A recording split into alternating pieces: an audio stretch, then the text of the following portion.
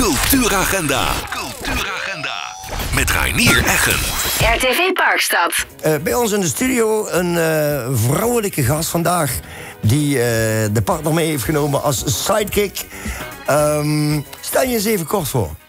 Hoi, wat leuk om in jouw gezellige studio te mogen zitten.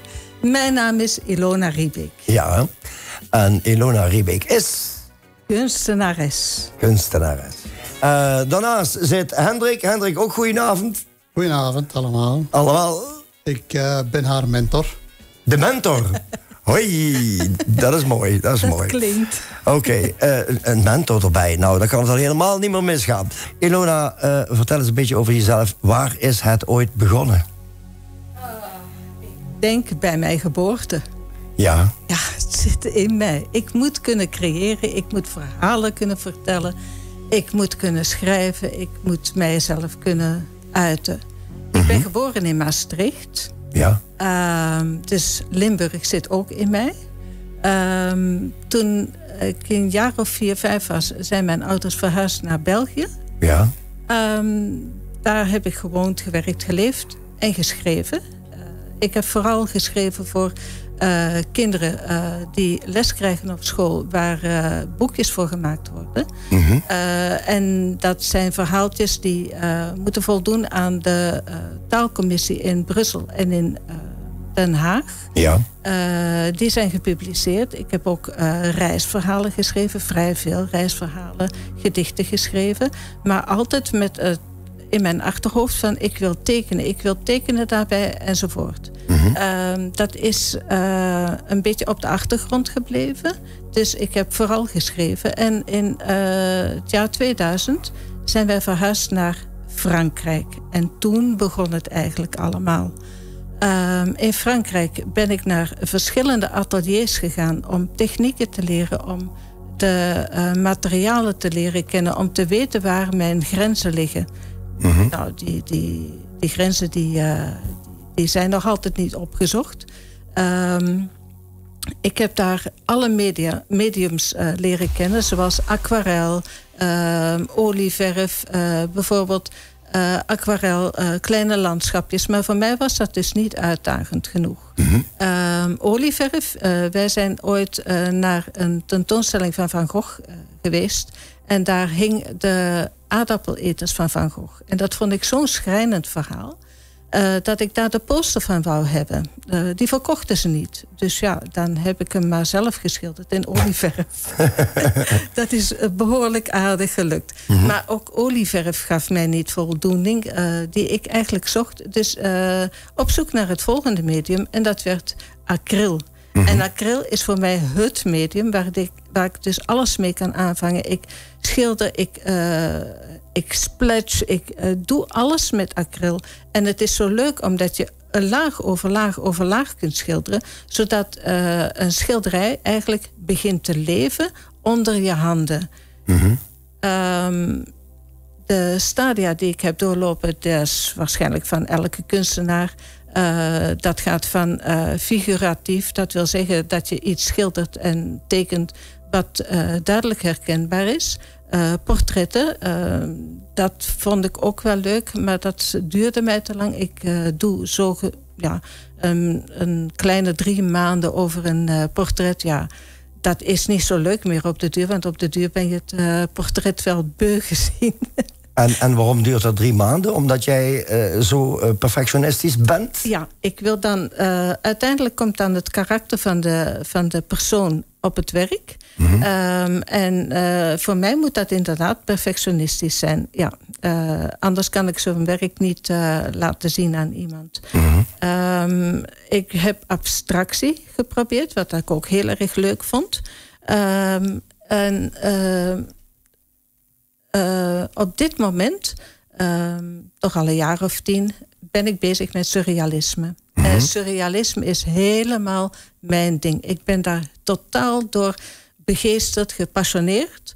Surrealisme is eigenlijk schilderen met zoveel mogelijk fantasie, zonder grenzen. Die heb ik dus ook niet in schilderen. Hè? Ik kan alles, maar dan ook alles schilderen waar ik maar aan denk. En dat is een heel proces in mijn hoofd. Dat begint met een idee ik krijg heel veel ideeën. Dan moet ik even wachten tot een idee komt bovendrijven. Dat beginstuk van dat idee, dat komt op een doek of op papier of whatever. En daar rond ga ik dan fantaseren wat daar nog meer kan rond ontstaan. En terwijl ik schilder, komt het doek tot leven. En weet ik van dat en dat en dat moet erop staan. En ik heb daar verschillende voorbeelden van. Bijvoorbeeld een sportdag met vissen. Een sportdag, ja, oké. Maar dan met vissen in mijn hoofd. Vissen die bijvoorbeeld tennissen in het water wel. Want ja, het zijn tenslotte vissen. Dan heb ik ook vissen die op het land lopen, hardlopen. Dat is dus een groep hardlopers. Ik heb vissen die met een skateboard bezig zijn. Ik heb vissen die rolschaatsen en waar dat er een van op zijn neus valt. Ik heb dan ook een vis die komt aandragen met water. Omdat de hardlopers, ja, die krijgen dorst, dus die moeten wel gelaafd worden. En dan zit er in een hoek zit daar een kikker. Die is aan zo'n pijp, hoe noem je dat ook weer, zo'n pijp? Waar je een beetje high van wordt, te lurken. Een waterpijp. Een waterpijp, exact. Ja, ik had het over water, dus een waterpijp. En daar staat een zeebaartje, staat daar heel verwonderd naar te kijken van, goh, wat ben jij nou aan het doen? Kijk, zo'n werken maak ik. En daar zit dus een verhaal achter. Dat is het hele verhaal wat uit mijn hoofd komt en op een doek komt. Dus dat is wat ik doe. Buiten verhalen schrijven, buiten reisverhalen schrijven, is dat het allerliefste wat ik doe. Ilona, maar je hebt van tevoren eerst andere dingen gedaan, hè? Ja, ik heb geschreven. Daar zit ook mijn liefde. Niet mijn volle passie, maar daar zit wel mijn liefde. Als wij ergens naartoe gaan, als we op reis gaan, zoals we in Frankrijk hebben gewoond, dus in een prachtige Haut-Languedoc, prachtige park. Ja, dan moet je wel denken aan hoeveel hectare? 15.000 hectare. Ja, daar word je gewoon lyrisch van. Ja. En omdat de dienst voor toerisme waar wij woonden, ja, die kenden alleen maar Frans. Die kennen ook geen Engels, die kennen zeker geen Nederlands of welke taal dan ook. Dus toen ze op de beurs gingen staan om toeristen aan te trekken in Brussel, heb ik geprobeerd om daar een voetje tussen te krijgen. En hebben ze mij toegestaan om de hele streek te beschrijven en een verhaal van te maken. Zodat mensen in Brussel konden zien hoe mooi dat die streek toch eigenlijk wel was. Dat verhaal dat is bij Libelle terechtgekomen. Die hebben dat integraal gepubliceerd. Maar dat zijn dus dingen als wij op reis gaan bijvoorbeeld, zoals in Spanje. Dan kom je daar in stadjes, dan kom je daar in steegjes. En dat vind ik allemaal reuze interessant. Dus alles wat ik zie, alles wat ik daar waarneem, ook de sfeer, zoals bijvoorbeeld een stadje in Spanje waar de hippies nog leefden. Dat is nog een volledige hippie-gemeenschap. Ik heb daar een heel lang reisverhaal over geschreven, wat dat ook gepubliceerd is geweest voor de Nederlandstaligen in Spanje dan. Die verhalen die maken dat mensen, niet alleen ik, die nog een keer kan beleven hoe dat het is geweest en waar dat we zijn gestopt enzovoort. En hoe dat het restaurant was en hoe dat de mensen zijn en hoe mooi dat de bomen daar staan. Want je hebt daar dus eiken van honderden jaren oud. Je moet dat echt gezien hebben. Dus mensen krijgen daardoor ook zin om te reizen. En dat is eigenlijk de bedoeling om als schrijvend te laten lezen en te laten zien in hun hoofd hoe mooi dat de streken zijn en hoe mooi dat de natuur overal wel is. Ik vind dat wel een apart verhaal, want dat hippie gebeuren, ik weet wel, op Kreta in Matala, daar hebben vroeger de hippies gezeten, in de hippie-tijd, Leonard Cohen, Frank Zappa, noem het maar allemaal op. Die hebben daar in de grotten geleefd en daar een geweldige tijd meegemaakt in die eind 60s, begin 70s. Dus als dit iets is wat nog bestaat, dan zijn er misschien wel oud-hippies die daar nog wel eens een keer naartoe willen. Hoe heet dat plaatsje? Goh, ik mag dat eigenlijk niet verklappen. Want ze willen niet dat hun plek bekend wordt. Oké, prima. Maar het is een volledige hippiegemeenschap die in een commune leven. En die 1 keer per week of 2 keer per week op het marktpleintje in het stadje hun producten verkopen. En dan gaan ze weer weg. Dan gaan ze daar weer naar de commune. Ja. Je mag daar ook komen als je in die hippiegemeenschap wilt leven. Maar je mag eigenlijk niet verklappen waar het is. Oké, doen we dat niet? Houden we dat lekker geheim en iedereen mag het gaan raden waar het zou kunnen zijn en er niet naartoe gaan zonder je aan te melden. Exact. Ilona, vertel even over jouw exposities waar je zo al geweest bent. Nou, in Almere heb ik een keer geëxposeerd in het gemeentehuis. Daar ben ik wel trots op. Want toen woonden we in Frankrijk, dus dat was niet zo simpel om te organiseren. In Frankrijk heb ik behoorlijk wat expositie gedaan. Galerieën, een kasteel, want ja, Frankrijk stikt van de kastelen. Ja, dus ja. dat is wel een mooie locatie.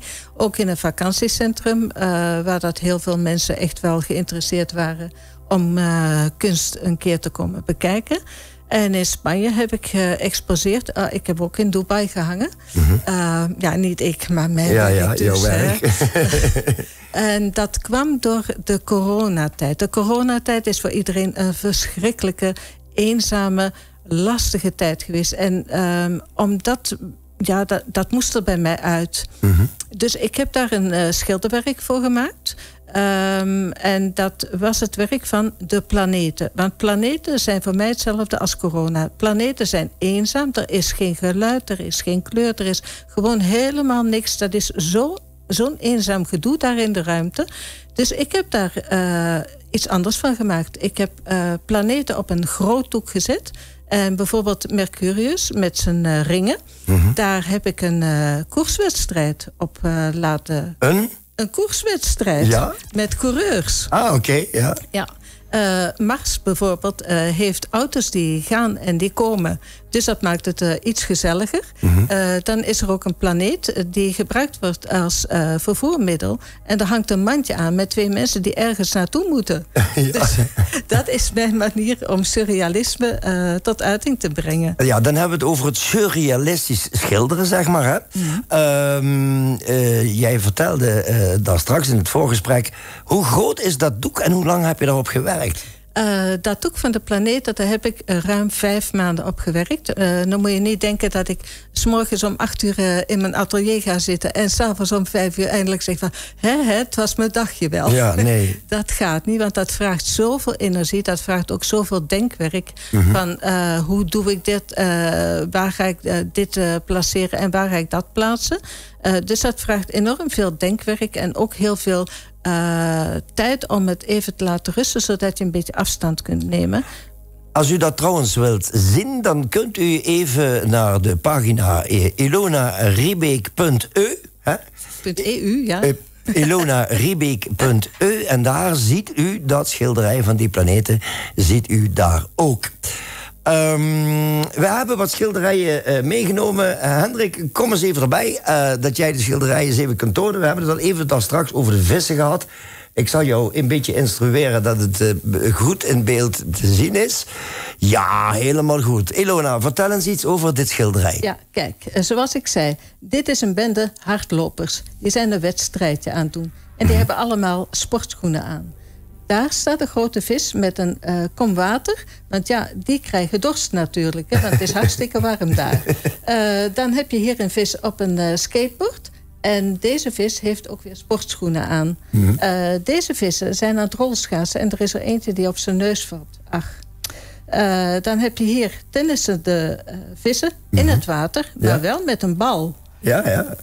Hier zit de kikker die dus aan een waterpijp aan het lurken is. Ja. En dat zeepaardje, nou, dat is het daar echt niet mee eens, hoor. Die zit daar met een blik te kijken van... man, wat ben je nou weer aan het doen? Ja. Dus dat is mijn impressie van een sportdag. Ik vind dat sowieso hele frisse, mooie kleuren om te zien... ja, goed, je hebt de uitleg gegeven. Ik vind het fantastisch. Je moet het maar in je hoofd hebben, hè? Ja, kijk, mijn hoofd zit vol met ideeën.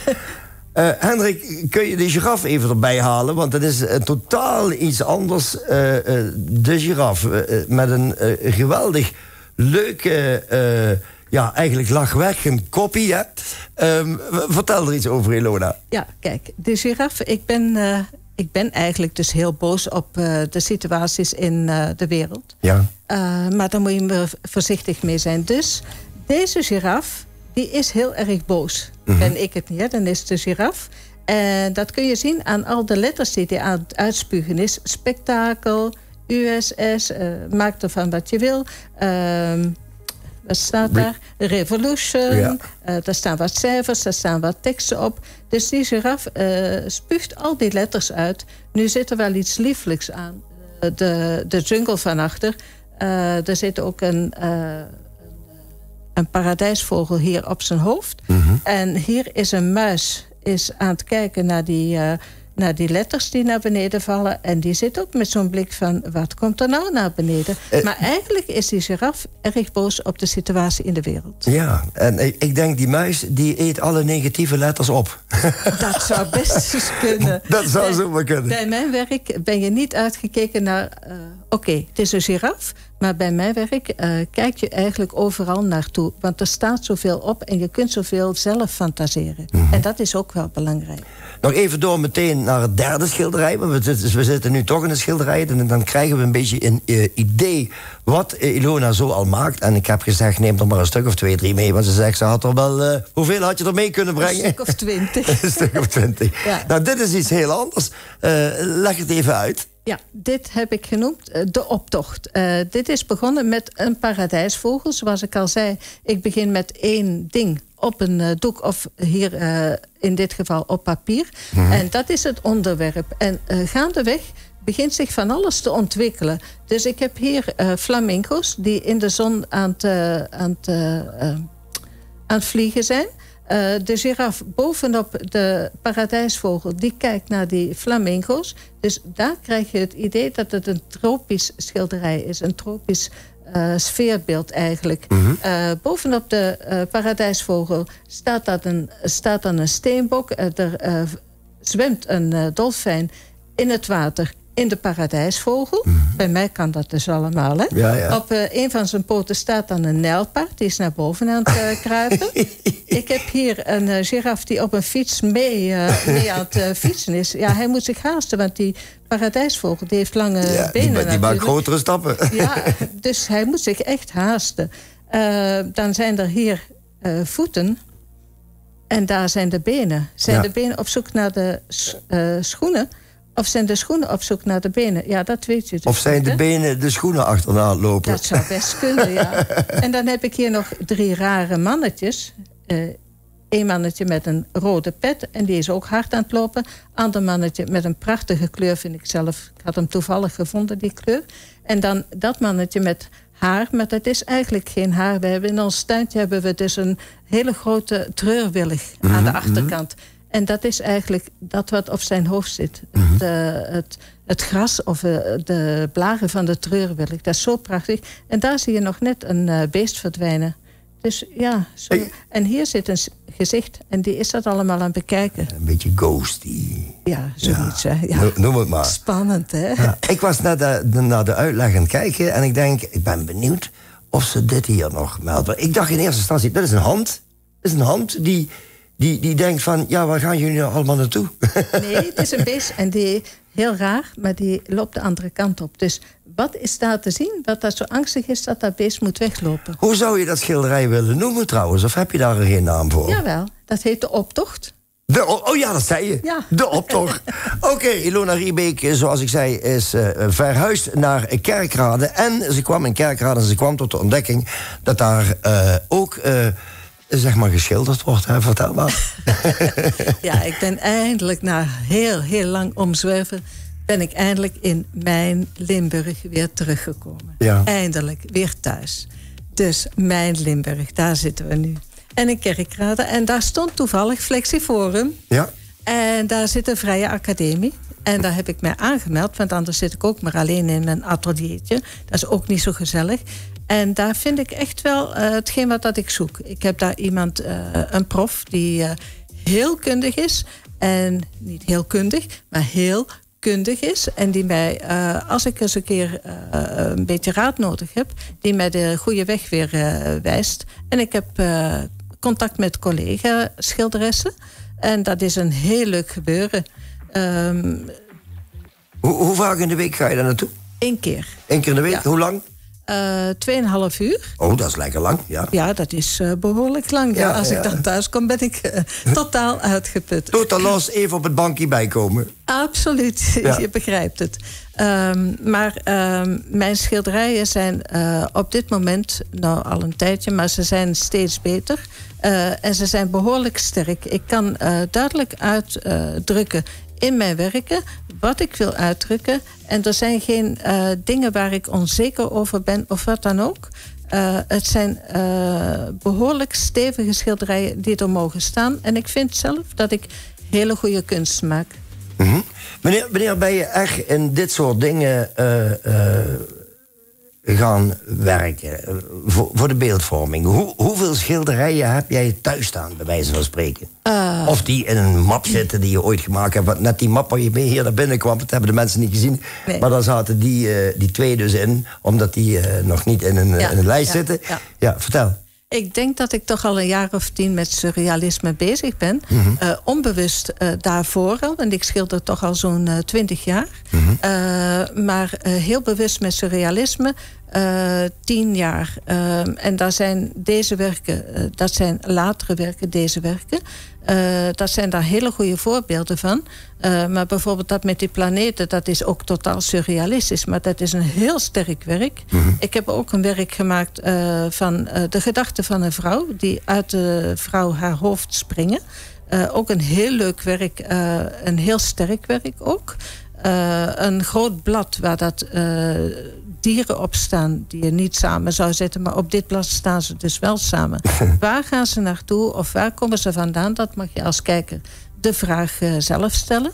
Bij mijn werken moet je zelf ook de vraag stellen van waarom doet ze dit en waarom staat dat erop en hoe zit dat eigenlijk in elkaar? Dat maakt een werk zo interessant. Mm-hmm. Dat als je naar een werk van mij kijkt, dat je niet op 2 seconden klaar bent. Nee, want dan hang je het niet eens thuis op. Hè? Nee, daarom. Dat bedoel ik. En dan kom ik dus ook aan het item eigenlijk van waarom zou je eigenlijk kunst aanschaffen? Mm-hmm. Want daar hangt altijd zo'n waas van geheimzinnigheid over. Vind ik niet, maar goed, vertel verder. Ja, en ik vergelijk dat met een doosje kersen. Mm-hmm. Een doosje kersen koop je bij een supermarkt of wat dan ook. Mm-hmm. En je stopt die kersen in je mond en dan denk je van, wow, is wel lekker hè. Oh, nog een paar kersen, was lekker. Heeft gesmaakt. Mm-hmm. En dan koop je andere kersen, bijvoorbeeld bij de boer. En je stopt 1 zo'n hele dikke, verse kers in je mond. En dan bijt je door dat schilletje. En dan op een gegeven moment barst dat vruchtvlees open. En al je smaakpapillen en heel je gehemelte wordt 1 smaaksensatie. En die blijft zeker nog 10 minuten hangen. En dat is hetzelfde met kunst. Nou ja, kunst, hè? Iets wat dat iemand maakt. Waarom zou je dat dan kopen? Of aanschaffen of krijgen of wat dan ook. Als je een werk koopt wat dat iedereen al heeft hangen, dan hang je dat boven je bed of boven de bank of in het toilet, want dan heb je tenslotte tijd genoeg om daarnaar te kijken. Dan kun je eens rustig dat schilderij bestuderen. En dan denk je na een maand, oké, ja, dat is leuk. En na een half jaar denk je, nou, ik vind het niet zo leuk meer. Dan gaat een ander behangetje tegen de muur en dan komt het bij de kringloopwinkel. Een werk wat dat iemand maakt, een kunstenaar, kunstenares, een beeldhouwer, wat dan ook, dan kom je in het atelier waar het gemaakt wordt. En de meeste kunstenaars die stellen hun atelier heel graag voor je open. Je komt in dat atelier binnen en je kijkt en je kijkt en op een gegeven moment komt daar een schilderij of een beeld en dan denk je van, dat triggert mij. Dat wil ik hebben. Dat wil ik hebben. Ja. Die kleuren die zeggen mij iets. En dan komt de kunstenaar erbij staan. En die vertelt jou hoe dit schilderij is ontstaan. En wat er allemaal in zit. En hoe dat hij tot dit schilderij is gekomen. Ilona, jij hebt eigenlijk een oproep aan alle kunstenaars. Hè? Vertel. Ja, ik zou het zo leuk vinden als 1 keer per jaar alle kunstenaars wat je ook maakt, hè? Sculpturen, ijzer, noem maar op. Het kan zoveel zijn.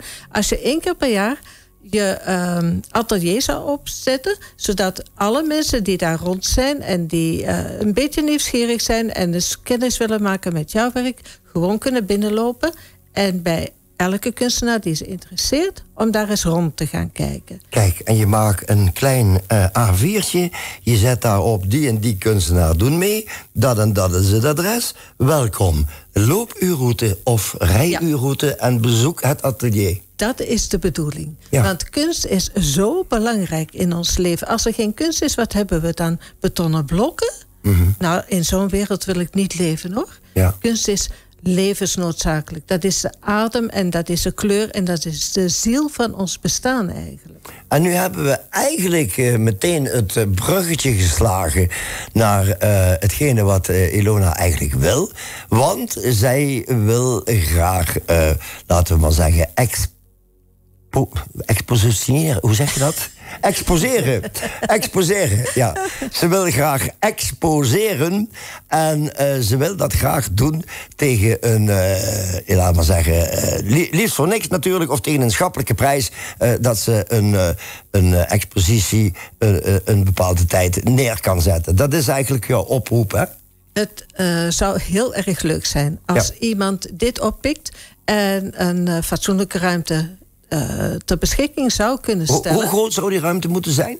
Nou, ik heb toch wel 20, 25 werken... waar dat er 3, 4 heel groot van zijn. 1,5 meter op 1,5 meter zijn er verschillende. Waar dat iedereen die een klein beetje interesse heeft in surrealisme of in schilderen of in tekenen of wat dan ook, daar eens een kijkje kan komen nemen, zodat kunst meer geïntegreerd raakt in ons leven. Want kunst is niet iets wat dat elitair is, wat dat maar voor een paar voorbehouden is.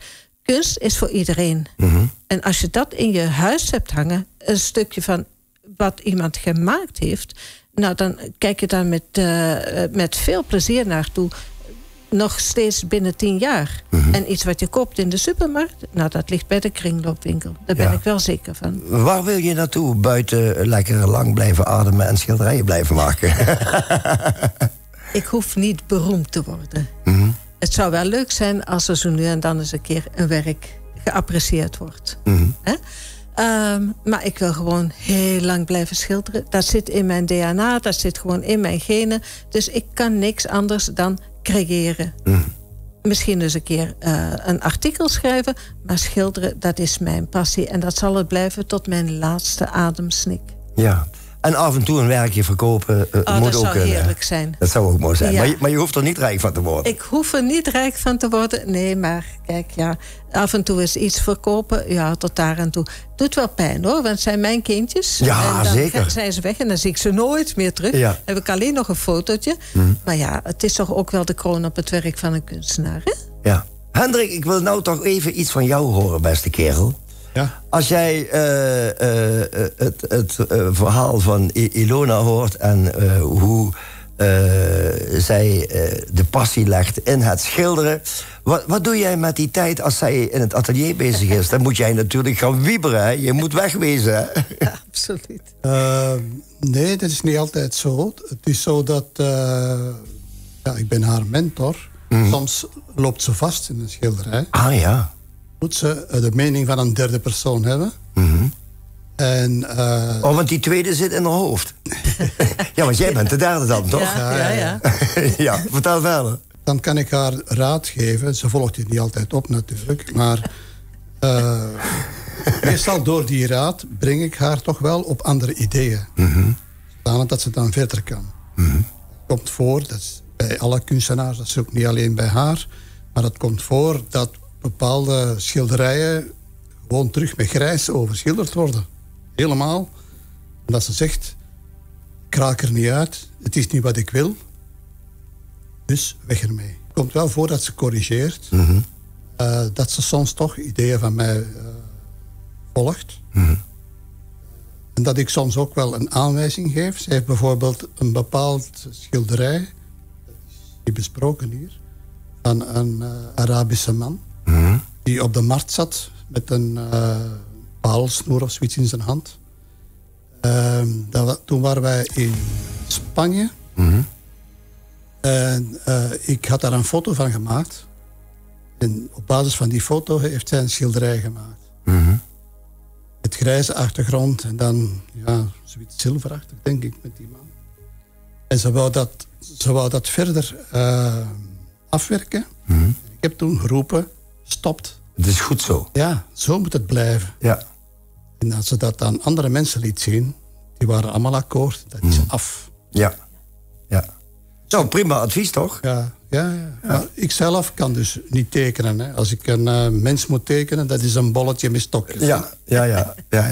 Veel mensen hebben eigenlijk geen idee, als je kunst creëert, hoeveel energie dat opslorpt. Het is namelijk zo dat Ilona wil altijd originele zaken creëren. Als ik dat nu vergelijk met muziek. Muziek wordt al duizenden jaren gemaakt. Van tamtamslagen tot heel ingewikkelde partituren van Mozart. Om nu nog iets nieuws te creëren, naar de toekomst toe, wordt het altijd moeilijker en moeilijker. Dat is hetzelfde met schilderen. Dus het wordt altijd moeilijker en moeilijker om iets origineel te creëren.